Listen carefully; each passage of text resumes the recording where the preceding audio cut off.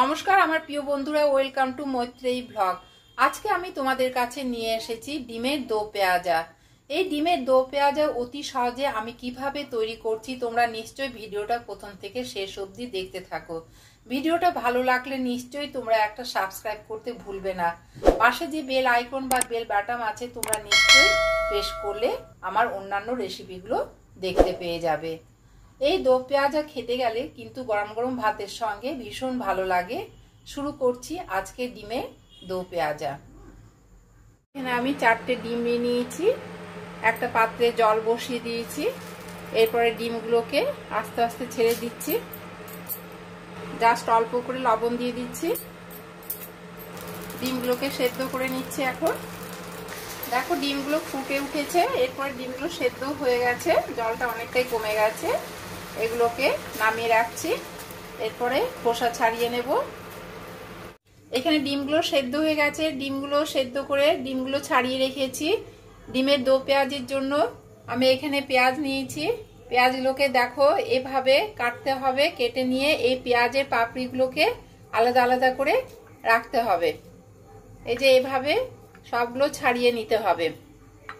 এভাবে ছাড়িয়ে নিয়ে প্রত্যেকটা পেঁয়াজের পাপড়ি এভাবে ছাড়িয়ে নিতে হবে। এর জন্য আবার আমার ক্যাপসিকাম লাগছে, টমেটো লাগছে। টমেটোগুলো কিন্তু আমি এগুলো টমেটোর ছাড়িয়ে নিয়েছি। এছাড়া পেঁয়াজ কুচি আর টমেটো কুচোনো আর গরম মশলা আর শুকনো লঙ্কা, এর সঙ্গে লবণ আর হলুদ জিরে গুঁড়ো লাগবে। এখন শুরু করছি। প্রথমে কড়াইটা বসিয়ে দিয়েছি সর্ষের তেল। এখানে ডিমগুলোকে আমি অল্প করে মাঝখানে করে চিড়ে দেব, যেহেতু মশলাগুলো ডিমের মধ্যে ঢুকে যাবে। প্রত্যেকটা ডিমকে এভাবে চিড়ে চিড়ে দেব। লবণ আর হলুদ একটু মাখিয়ে নিচ্ছি, অল্প করে হলুদটাও দিয়ে দিচ্ছি। দিয়ে ভালো করে মেখে এই যে তেল গরম হয়ে এসেছে, তেলের মধ্যে ছেড়ে দিচ্ছি।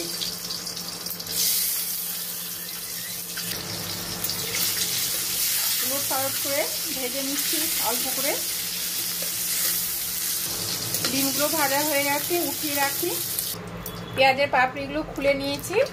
এরপরে এই তেলের মধ্যে পেঁয়াজের পাপড়িগুলো দিয়ে দিলাম আর ক্যাপসিকাম দিয়ে একটু নাড়াচাড়া করে নেব। অল্প করে লবণ দিয়ে দিচ্ছি।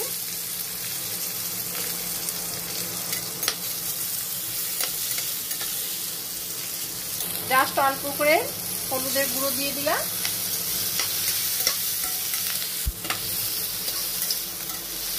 ভাজা হয়ে গেছে, উঠিয়ে রাখছি। আবার অল্প করে তেল দিয়ে দিচ্ছি, অল্প করে জিরে ফোড়ন দিলাম,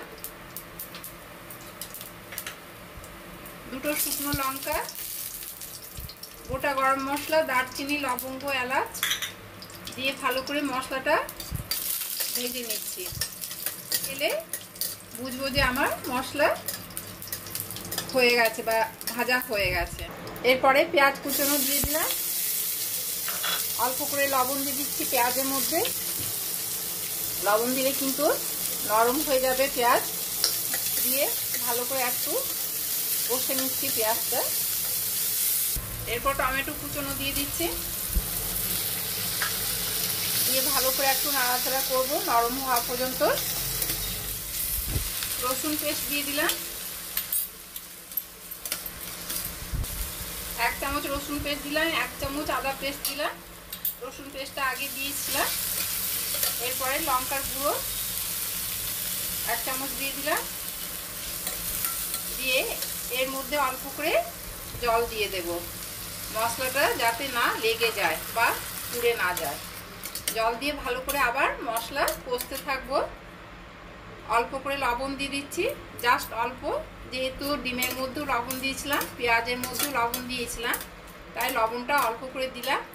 হলুদের গুঁড়ো দিয়ে দিচ্ছি 1/2 চামচ। দিয়ে ভালো করে মশলা এখন আমি কষতে থাকবো। জিরে গুঁড়োটা দেওয়া হয়নি, জিরে গুঁড়ো দিয়ে দিলাম 1 চামচ। ধনে গুঁড়ো আমি দিচ্ছি না, তোমাদের ইচ্ছে হলে কিন্তু নিশ্চয়ই ধনে গুঁড়ো দিতে পারো, আমি কিন্তু দিলাম না। ধনে গুঁড়োর গন্ধটা ভালো লাগে না, তাই তোমাদের যে যেমন খায় সেভাবে দিলেই ভালো হয়, তাই আমি ধনে গুঁড়োটা এখানে অ্যাভয়েড করছি। 1/2 চামচেরও কম মিষ্টি দিয়ে দিলাম। দেখো এখন কষানো কমপ্লিট হয়নি, বেশ এখন কষতেই হবে। মশলা কষানো হয়ে গেছে, দেখো মশলা থেকে তেল বেরিয়ে আসছে। এরপরে ডিমগুলো দিয়ে দিচ্ছি, ডিমগুলো ভালো করে উলট পালট করে নিচ্ছি, করছি, বেশি কিন্তু পাউডার দিইনি। এরপরে জল দিয়ে দিচ্ছি, অল্প করে জল দিয়ে দিলাম।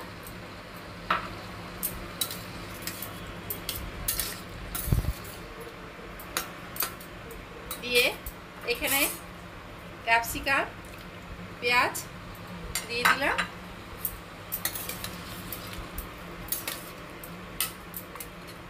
এর সঙ্গে টমেটো দিয়ে দিলাম, দিয়ে ভালো করে একটু নাড়াচাড়া করে নিচ্ছি। 5 মিনিট ঢাকা দিয়ে রাখবো। 5 মিনিট হয়ে গেছে, ঢাকনা খুললাম। অলরেডি কমপ্লিট হয়ে গেছে ডিমের দো পেঁয়াজি। এরপরে উপর থেকে একটু গুঁড়ো গরম মশলা দিয়ে দিলাম, দিয়ে ভালো করে অল্প করে নাড়াচাড়া করে নিচ্ছি। এরপরে নামিয়ে রাখবো সার্ভিং বলে। কেমন হয়েছে তোমরা নিশ্চয়ই কমেন্টে জানাবে। এছাড়াও ভিডিওটা ভালো লাগলে নিশ্চয়ই তোমরা একটা সাবস্ক্রাইব করতে ভুলবে না। পাশে যে বেল বাটন বা বেল আইকন আছে সেটা প্রেস করলে তোমরা আমার অন্যান্য রেসিপিগুলো দেখতে পেয়ে যাবে। আজকে এই পর্যন্ত, পরের রেসিপি নিয়ে আবার তোমাদের কাছে ফিরে আসবো। তোমরা ভালো থেকো, সুস্থ থেকো।